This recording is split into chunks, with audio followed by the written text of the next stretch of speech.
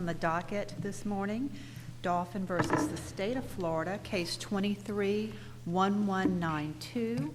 Mr. Offerman, you may proceed when you're ready. Thank you.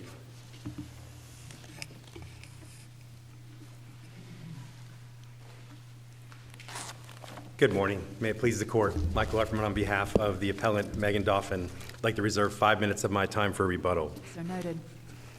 There's one issue in this case, and that is whether the trial court erred by agreeing with the state that the evidence of my client's July 30th drug overdose was inextricably intertwined with what the charged conduct from September 2nd.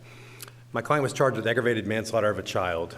The state's theory was that my client was under the influence of methamphetamine on the day of the incident.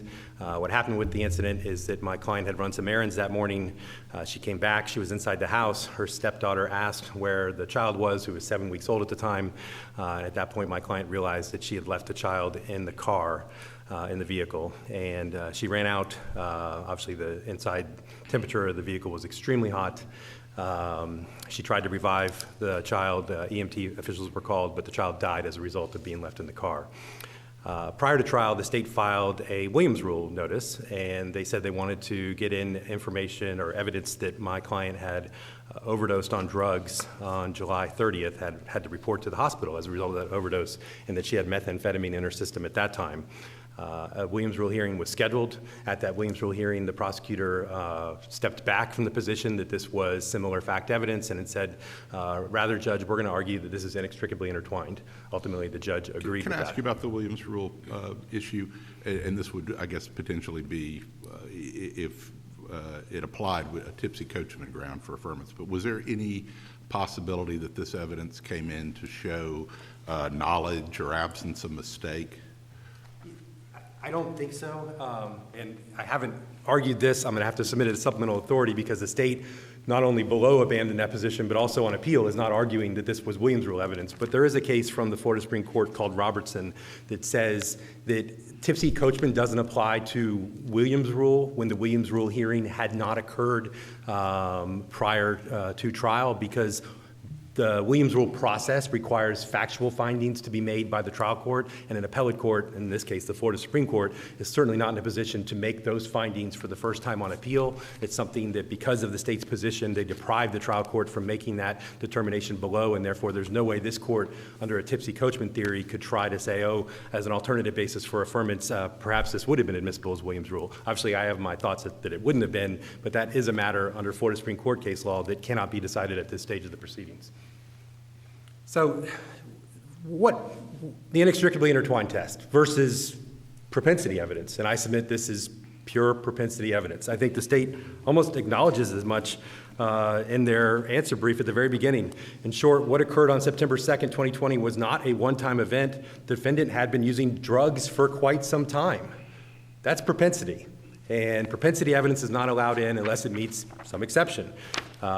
Generally, it'd be the Williams Rule exception. Obviously, the state abandoned that position here. So what the theory, in essence, is it's impossible, or it would be, what's one of the words that the courts use, nearly inseparable for the state to describe the charged conduct and the previous incident, and that's when it becomes inextricably intertwined. That's certainly not what we have here. What was the state able to introduce during the trial?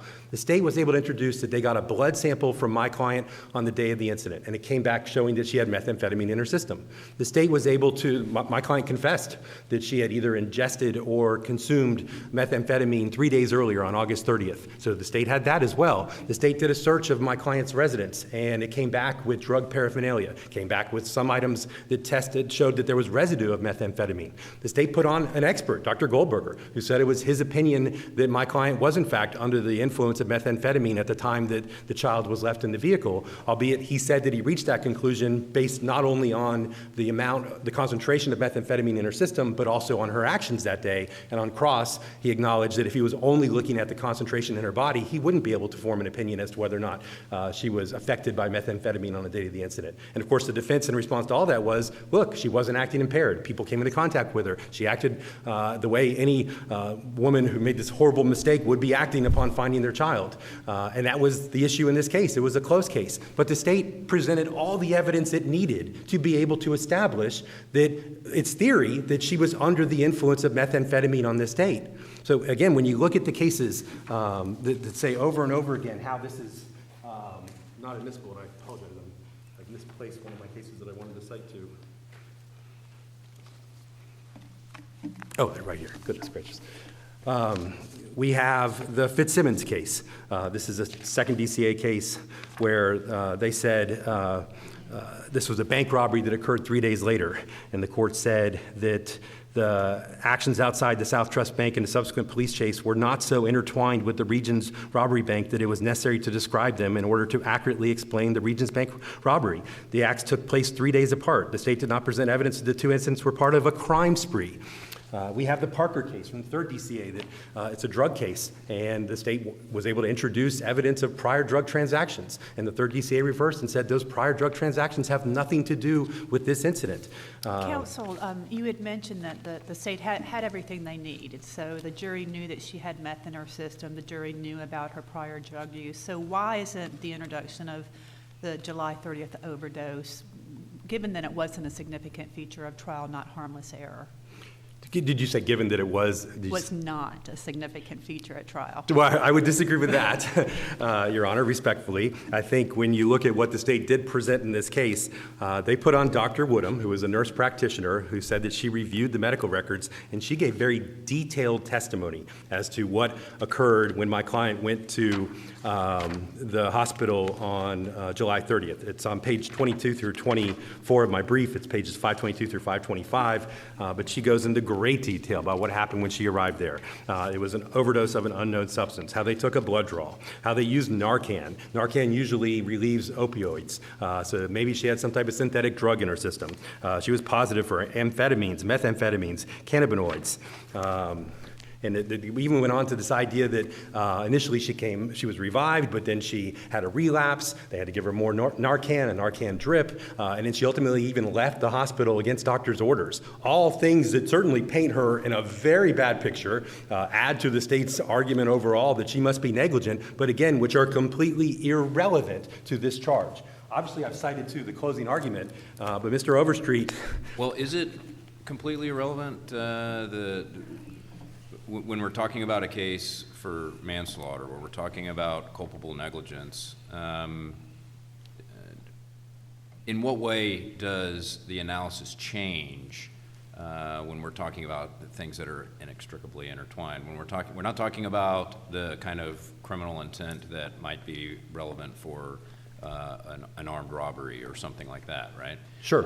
So part of what the state is doing is building a case that shows a sort of course of conduct that leads up to this to help to demonstrate that negligence piece.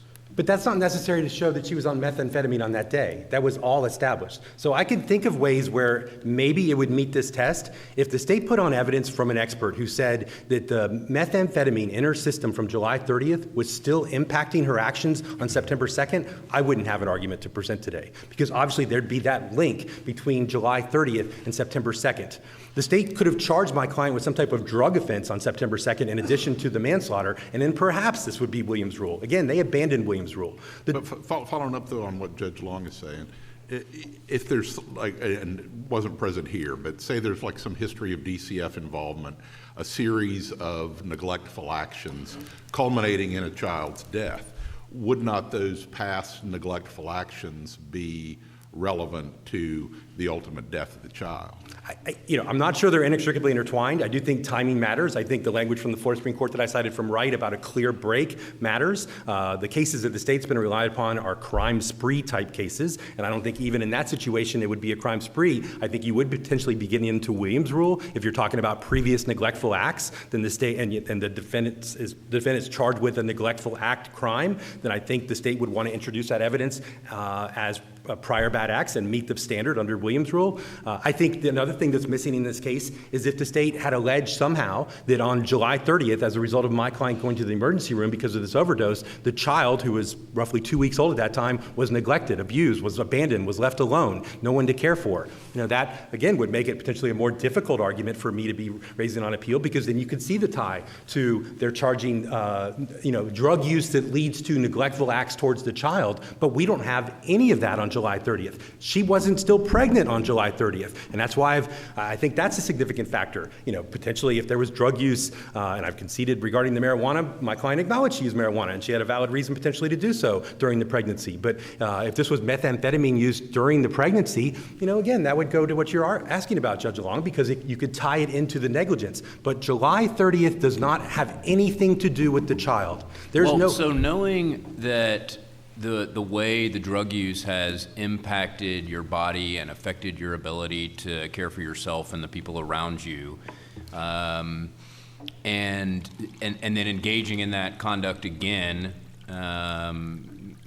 in this way, isn't that a part of telling the whole story about what happened? And could the jury really have a fair impression of the extent of the nature of the offense if they don't hear about this previous incident? Two answers to that, Your Honor. Again, there was nothing about her ability, what her drug use on July 30th had on her ability to interact with her child, or anyone else for that matter, other than she left the hospital against doctor's orders. So being unconscious and not being able to care for yourself wouldn't affect your ability to care for an infant child? Well, and then the other answer I have to that is, then in essence, you would open this up to, the state's theory is, which is why propensity evidence is inadmissible.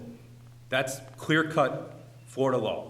You cannot put on propensity evidence to show that the way that someone acted on this day or previously is consistent with the way they acted on this day. Florida law is absolutely clear about that. That is exactly why they're trying to get this in. That's somewhat what you're asking about, Your Honor. Well, I think it seems to me there's a distinction between those two things. It's not necessarily saying that just because you consumed drugs here, you necessarily consumed drugs, in time X versus time Y. It's about the knowledge and understanding about that conduct and the way that ultimately affects the state's ability to prove culpable negligence in this particular case, under these particular facts. Let me rephrase that. Just because she used drugs and that could have caused her to be culpably negligent, for which there's no evidence in this record, on previous occasions, that must mean that she used drugs and was culpably negligent on this day. That's the exact same thing. Whether it's using drugs and using drugs, or using drugs and being culpably negligent and using drugs and being culpably negligent, it's still propensity evidence. And again, I highlight, there's no evidence relating to the child at all on July 30th. No evidence that the child was impacted one way or the other. No evidence that, for all we know, the grandmother was there and was taking care of the child while this was occurring. So there's no link there. But again, if you allow this, where would the line ever be drawn? You would allow this type of drug use forevermore to be introduced. Drug use from a year earlier. Drug use from 4 years earlier. Well, I think the difference here, and the time is something that I did want to ask Appellee's counsel about, but in the life of this baby, that's not a long time, and it was 16 days after her birth and 34 days before her death. So in that context, in the context of the mother's ability to parent, it doesn't seem like a very long period of time. The mother's ability to parent. Again, there's no evidence from July 30th about that impacting her ability to parent. We have cases, again, that separate the time and talk about incidents that occurred 3 days later, and the court's saying that's a sufficient break that makes it so it's no longer inextricably intertwined. And again, the idea that it was impossible for the state to present their theory in this case without this, no way, that's not true. The state was able to do everything I just said earlier. They were able to put on that she had methamphetamine in her system. They knew exactly when she consumed that methamphetamine, and they had a doctor testify that she was under the influence of methamphetamine. That's the charged offense.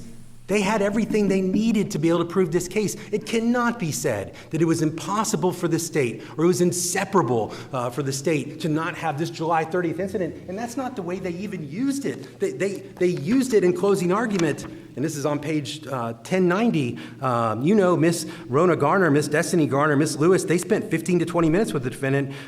Skipping forward a little bit, I didn't see anything, but they also didn't know that she was doing meth, that she had meth in her blood. They didn't know that she had overdosed on July 30th of 2020. So what's not happening there? The state's not arguing, oh, this is a pattern, and look, this affects her ability. So the theory that's being discussed up here as to why the state wanted this in, that's not at all what Mr. Overstreet was arguing. Mr. Overstreet's attacking the credibility of various witnesses by saying they weren't even aware that she had a drug overdose on July 30th. And he goes further. Counsel says, well, why didn't you prove that up? Well, I asked Ms. Stoffen, would she like to see the body cam of her overdose? Is she disputing the medical records that showed her that she overdosed? You can weigh her credibility. You can see how these things happened. Now they're attacking her credibility with this. They do the same thing on page 1018. I'm sure Ms. Lewis, the defendant's mother, whether she wanted to admit it or not, knew her daughter had been doing drugs. Okay, and how are you getting to that, Mr. Overstreet? She had known about it in the past. But to suggest that she didn't know anything about just a couple weeks before on July 30th, her overdosing, again, this isn't being introduced for some theory that, oh, look, the July 30th, ladies and gentlemen of the jury, shows that she has, I see that I'm into my rebuttal. Your time is concluded. Yes. We did ask you a number of questions during your rebuttal, so I'm going to give you 5 additional minutes and, of course, provide that to the state as well. Thank you, Your Honor. I will sit down and reserve the rest of my time for rebuttal unless there's any other questions right now. Thank you. Good morning. May it please the court. Morning. My name is Darren Shippey. I represent the state of Florida in this matter. And you have touched on some things that I plan to touch on, but let me say first of all that we're here today because McKinley is not. She survived 50 days after being born to a mother who used drugs during her pregnancy, as well as after McKinley's birth. The defendant admits and testified under oath that she caused the death of McKinley. And on the day that she caused her death, she told Robin Howell that she was going to go to prison because they drug tested her. Turns out she was prophetic and she was right. But what's the purpose of the July 30th evidence? What'd that come in for? I'm going to give you 3 phrases to remember, and then I'll get into some more specifics as it relates to the charge that is very important. Number 1, and you've already touched on it, course of conduct. Number 2, entire context. And number 3, events leading up to McKinley's death. So the short version of that, and then we'll talk about the statute, because understanding the statute that she's charged with is critical to understanding why all of those 3 things I just went through are relevant and why what happened on July 30th of 2020 was relevant. What happened on the 30th of 2020, July 30th, is included in her course of conduct regarding her caregiving of McKinley. From the day that she was born on July 14th until she died on September 2nd, 2020, the defendant was her caregiver. So we can't ignore those 50 days and pick out what we want, what we like and what we don't like. So, first of all, I mean, it's a tragedy. The kid shouldn't have died. Awful. So I don't want to be, flippant about this at all. But looking at the True Hill test, where does course of conduct come in under the 4 factors there where they cite to Dorset? Well, course of conduct is discussed in the statute that she's charged under. True Hill discusses inextricably intertwined. So she's charged under 782.07, which is aggravated manslaughter of a child, which is separate from just the ordinary, what I'll call ordinary manslaughter, where if you try a murder case, it's one of the lesser included. To cause somebody's death when they're less than 18 by culpable negligence by a caregiver, they refer you to Florida Statute 827.032. That's the neglect of a child statute. So you don't get to aggravated manslaughter of a child without neglect of a child. So when you look at that, you'll find that neglect of a child statute, which is essentially incorporated into the information by being referenced into it, is a caregiver's failure or omission to provide a child with the care or supervision and services necessary to maintain the child's physical and mental health, including supervision that a prudent person would consider essential for the well-being of a child, and, importantly, neglect of a child may be based on repeated conduct or on a single incident or omission that results in or could reasonably be expected to result in serious physical injury or mental injury or substantial risk of death. So when you understand the statute under which she's been charged, which takes a second-degree felony of manslaughter and increases it to a first-degree felony, aggravated manslaughter of a child, because she's a caregiver, she caused the death of someone less than 18 years of age, and that death was caused by her neglect. So are you making an argument, and I didn't see this in your answer brief, or maybe I'm not understanding it, but are you saying that the substantive criminal statute for aggravated manslaughter of a child in some way alters the True-Hill test? No, not at all. Or changes the relevancy, or how does that play into The evidence is relevant because of a course of conduct. When you look at the jury instructions that the jury was read in this case, it specifically incorporates course of conduct. Well, what evidence was entered below that on the date of the overdose, that she in any way neglected her child, her baby? On July 30th? What, the date of the overdose, what evidence Yeah, it do doesn't we have exist.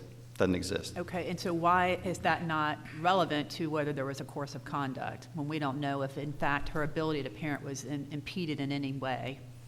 Because we start back to when she's pregnant, and she's using marijuana, at least documented, 3 times. March, and then just a few weeks before the birth in June of 2020. So there's clearly a history of using drugs, which will go out on a limb and say that no reasonable parent would say that's a good way to take care of your child. And using drugs while you're pregnant with a child arguably could be neglect of that child. Well, as and the marijuana use during the pregnancy came in, so that was in. But Mr. Ufferman's point was that on July 30th, and my point with the DCF hypothetical, where we've got DCF involvement and kids being neglected multiple occasions, there's nothing tying in the July 30th to the child. Is what I'm seeing the problem with it. Fair question. I'll go back to, we start with while she's pregnant. The baby's born on July 14th. Lo and behold, 2 weeks later, still while she's a caregiver, she doesn't give up her responsibilities as a caregiver. So we don't have any knowledge of that, though. But she has meth in her system on July 30th. Sure. She has amphetamines in her system. She has THC. It's just a continuation of the marijuana use that she had while she was pregnant. And it culminates on July 2nd when she's also got meth, amphetamines, and THC in her system. September 2nd, right? September, what'd I say? Yes, July, that's okay. Oh, my bad. Excuse me. okay. Thank you very much. Sure. September 2nd. So when you bracket that, and it's only 50 days. She's a caregiver throughout the entire time. She doesn't get a day off even if the baby's not with her. She is a caregiver from before, when she's born, for the 50 days up until the time she admits that she caused her death. She is the caregiver of this child. And throughout that whole time period, which is short, 50 days, she's on marijuana. She's on meth in July, 2 weeks after her baby's born. She's on meth 34 days later when she causes her death on September 2nd. You don't get to say, geez, we can't connect it because there's nothing specific. And one of the reasons we don't know is because she wouldn't talk to the medical staff. She left the hospital after overdosing against medical instructions to do so. And she wouldn't say anything about what happened, probably in part because she was incapacitated. And she only responded, I think it was twice, to Narcan to even get her to the point where she was probably somewhat coherent. But you don't get a day off as a caregiver when you're using meth throughout the entire 50 days. And it's clear that she is. So it is relevant. What's your response to Mr. Ufferman's point that, to Tipsy Coachman argument, if well, to what extent can the court conclude that this could have been appropriate under Williams' rule? Are there factual findings that were needed that don't exist? I do not disagree with what Mr. Ufferman has said, that there probably should have been a more complete record in that regard as far as what the statute requires, which is 90.4042A, maybe. But the record certainly would inferentially support the fact that she has knowledge of what impact drugs can cause because she overdosed, although they couldn't determine what it was she overdosed on, except that she responds to Narcan, which reverses opiates, that she has knowledge and is aware, and obviously there's no suggestion that the meth that was in her system on that day, the THC that was in her system that day, accidentally got into her system. So it's the best way that I can answer that there was not a hearing conducted for the purpose of determining whether or not any of those criteria set forth in 90.404 exists for introducing it on that basis, which you brought up, I think correctly so, which would be knowledge and absence of mistake.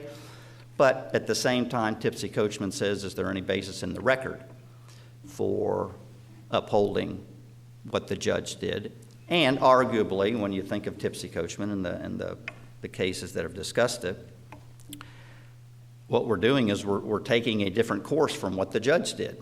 If the judge ruled on something based upon principle X, but principle Y applies, as long as the record supports it, then the court could affirm on that basis as well. If we think that this is error, whether, 402, 404, whatever, if this came in erroneously, how do we evaluate the harmfulness of the error? That's a good question, and let me tell you why. The Criminal Appeals Reform Act of '96 places the burden on the defense to establish prejudicial error, and that is error that harmfully affected the judgment. So when I look at it in those terms, did this error harmfully affect the judgment? And then I consider the other evidence, which Mr. Ufferman was excellent at explaining, which includes the fact that she used drugs while she's pregnant. She's got drugs in her system on the day that she caused McKinley's death. She's got an admission where she says, I'm going to prison because they drug tested me. So obviously she knew that, notwithstanding her testimony, which is essentially that, hey, I'm a drug user, but because I'm a drug user, it's like the good alcoholic. I can hold my alcohol. Well, I can hold my meth, right? Except when I can't, when I get distracted, because part of the impact of it is that. And then I leave my child for not 1 hour, doesn't sound like a couple hours, record's not completely clear, but multiple hours to overheat, essentially. And then we consider her own testimony, where she had to explain somehow or another, I had meth in my system, I had THC in her system, although she didn't testify about the THC or the marijuana. And notwithstanding, she had paraphernalia throughout the house, some of which include positive field tests for methamphetamine. She's got to explain that.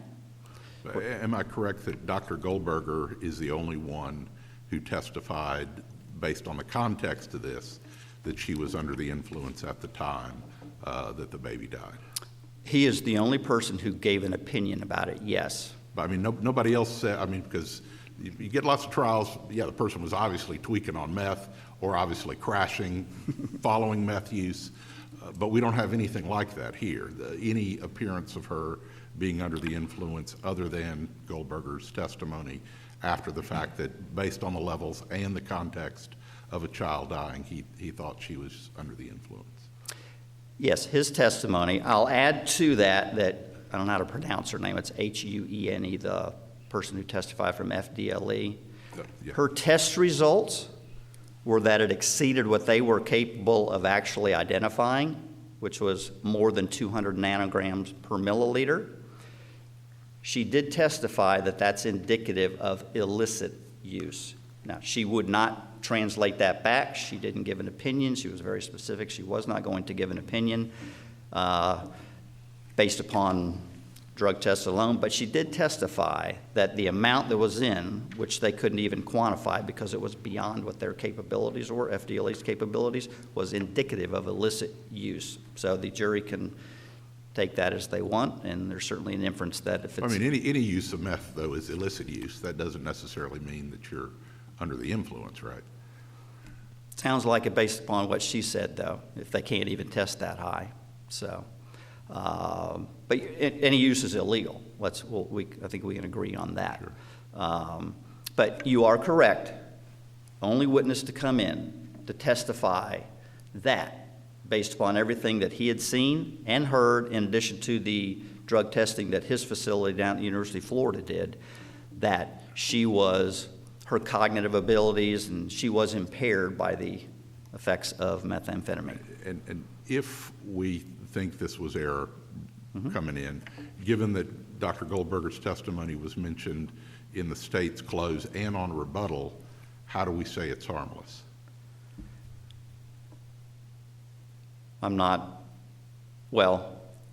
He didn't, I don't recall that he got Well, into basically I don't recall that he got into July 30th. I think the question is whether in the context of looking at all the other evidence, was there prejudicial error that harmfully affected the judgment when you consider the fact that she's got a house that's riddled with paraphernalia, including meth paraphernalia.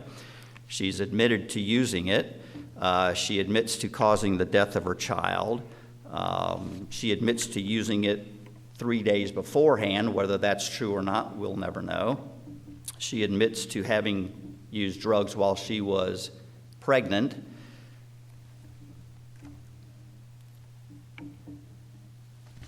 And there is, I think I would take issue with opposing counsel about how much it was discussed in the trial itself. Dr. Woodham came in and was quite factual about what she testified to, didn't render opinions or anything like that. She just was essentially providing what information was in these limited records. So I do not think that there is a prejudicial effect based upon this, particularly when the defense in the case is, I'm a drug user.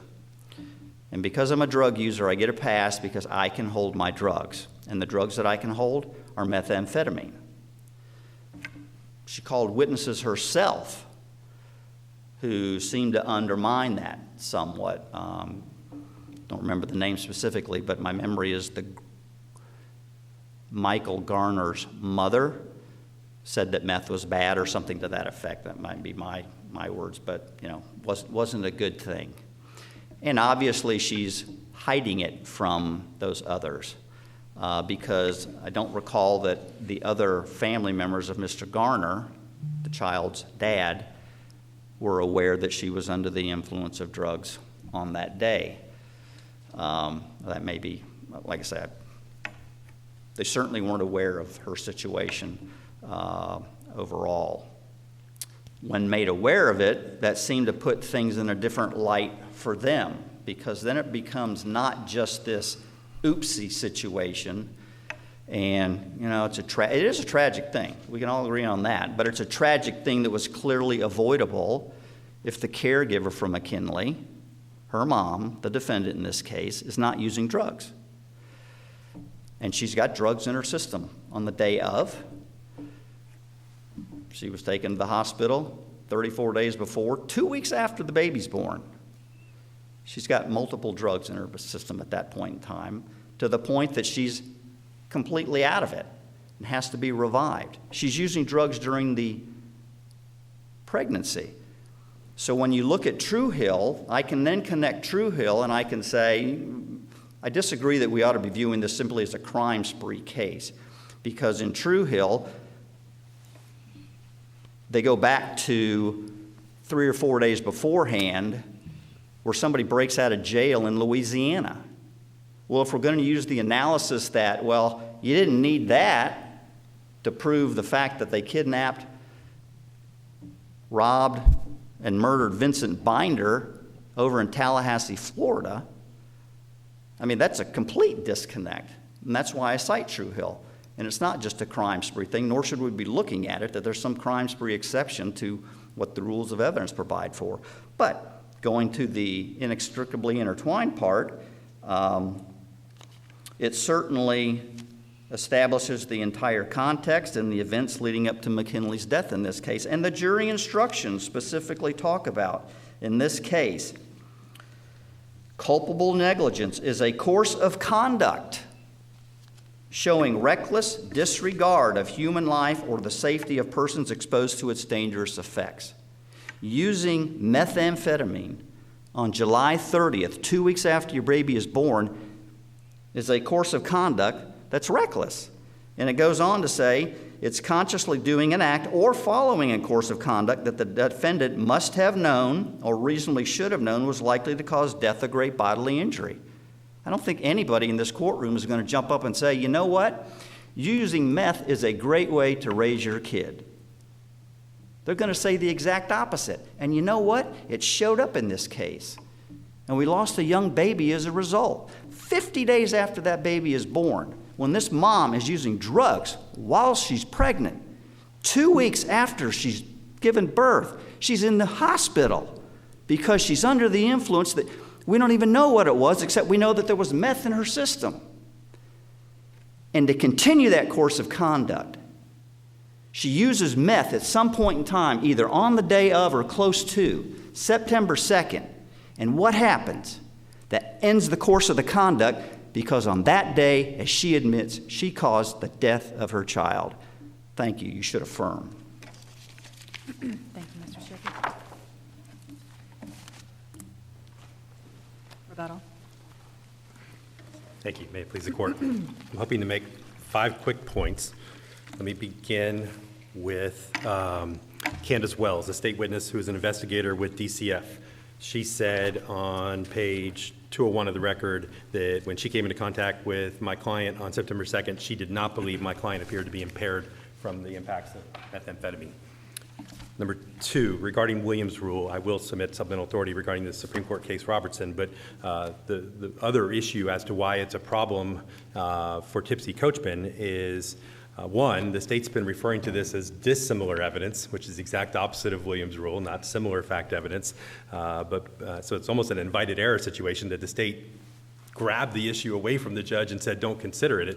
But beyond that, if Williams' rule evidence is introduced, what happens? The judge instructs the jury for the very specific purpose for which that Williams' rule evidence can be considered. No such instruction was given in this case. Number 3, marijuana. This is really a red herring. The state's theory is not that the child died because of my client being under the influence of marijuana. No doubt, it's in the background in this case. My client admitted to using marijuana to deal with some of the side effects of being pregnant, but that's not the state's theory as to why the child died. Number 4, again, I think what this really comes down to, and it gets to the heart of the questions that we've been discussing, if the state had evidence on July 30th that as a result of my client's drug overdose, this child was neglected, was left alone, was abandoned during that time, or exposed to something else that would cause my client to be a negligent caregiver, I would have a really difficult argument. Because that fits in at least in one of 2 ways. Maybe it's inextricably intertwined. Probably more importantly, that at that point does become Williams' rule evidence. That's a prior similar act of negligence that they would be able to potentially meet the theory under Williams' rule. But that's what's missing. They have the drug overdose, but nothing that links it to negligence relating to the child. We just don't know, and I appreciate Mr. Shippey being candid that there's nothing in this record regarding that. And then finally, why is this not harmless?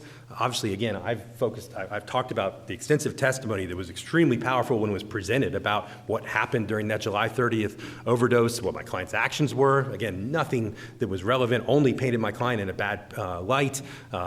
Propensity evidence, it's making her look, as I've argued in the briefs, like a druggie to the jury.